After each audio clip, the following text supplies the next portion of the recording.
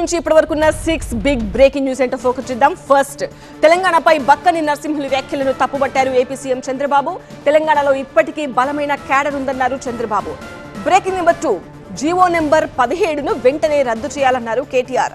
బలహీన వర్గాలు కాంట్రాక్టర్లుగా మారితే సీఎం రేవంత్ ఓర్వలేకపోతున్నారన్నారు కేటీఆర్. బ్రేకింగ్ నెంబర్ 3, జూన్లో జిల్లాల బాట పట్టనున్నారు తెలంగాణ సీఎం రేవంత్ రెడ్డి. ఎల్లుండి ఆసిఫాబాద్ లో పర్యటించనున్నారు. రెండో విడత ఇందిరమ్మ ఇళ్లకు శ్రీకారం చుట్టనున్నారు. బ్రేకింగ్ నెంబర్ 4, అజిలాపూర్ ఎత్తిపోతల పథకానికి భూమి పూజ చేశారు మంత్రులు ఉత్తమ్, వాకిటి శ్రీహరి.